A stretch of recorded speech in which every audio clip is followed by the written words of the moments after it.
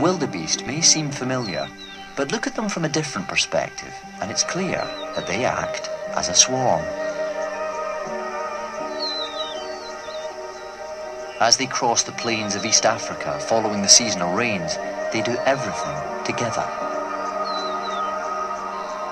Like starlings, they are hypersensitive to their immediate neighbours, and their interactions connect the herd together like a web. From the air, it's possible to gain a sense of how far the network spreads.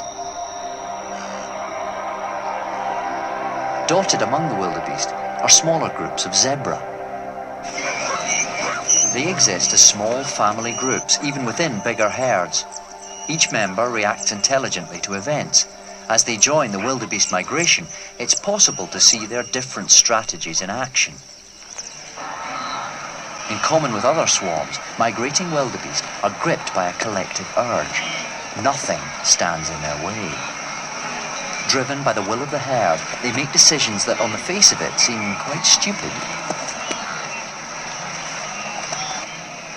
The river stops them in their tracks. It's as if the whole herd has to decide together when it's safe to take the plunge.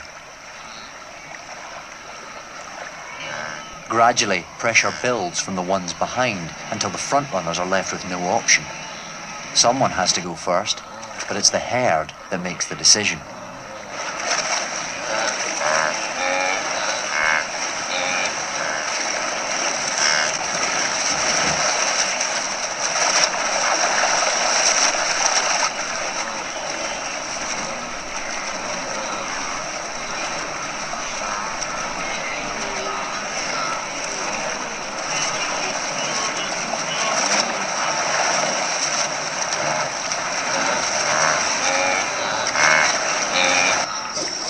This is the moment the crocodiles have been waiting for.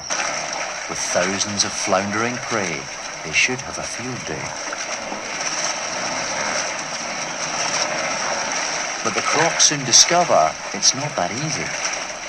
Among the massive bodies and flailing hooves, the crocs can't single out a target. Faced by overwhelming numbers, they beat a retreat. Jumping in feet first has actually worked for the swarm. The zebras arrive. Unlike the wildebeest, they prefer to make a plan.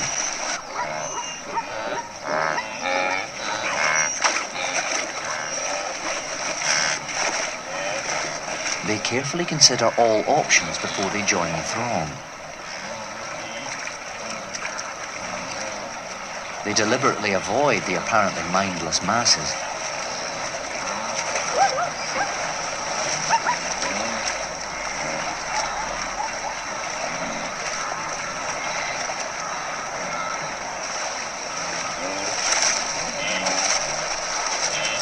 Meanwhile, the wildebeest have led themselves up a blind alley.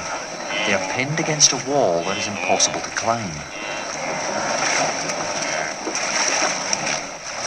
The zebra appear to have chosen more wisely, but independence has its own dangers. Their well-considered plan didn't account for the crocodiles.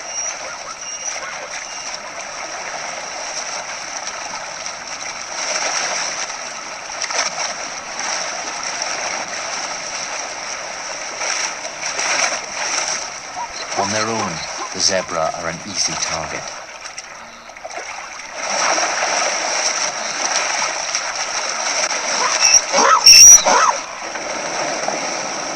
The wildebeest may be floundering, but the mass of bodies pushing from behind has helped some to start scaling the wall, probing it for escape routes.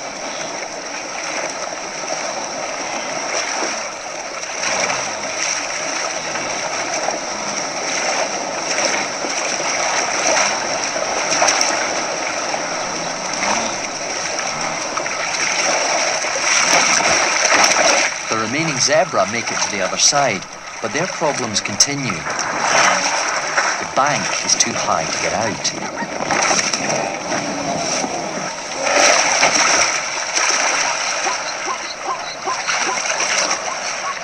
The wildebeest spread along the bank, testing each section for a possible way out.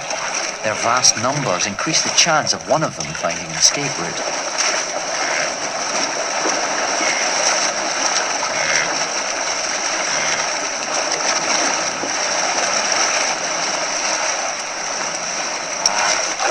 Eventually, some of them are successful.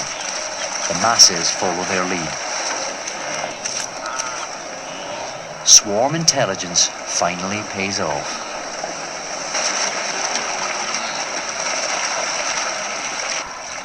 The zebra are still paying the price for their independence of mind.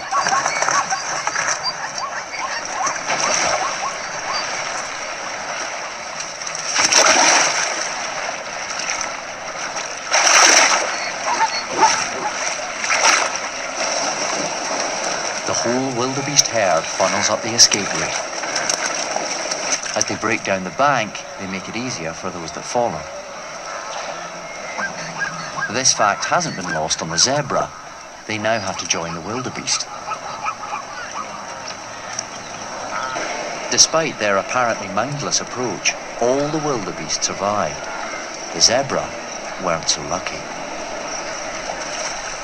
Here it's not brain versus brawn, it is individual brains versus the intelligence of the swarm. Although each zebra has a higher intellect, by working together, the wildebeest herd gains greater wisdom. It's surely no coincidence that wildebeest outnumber zebra nearly 10 to 1.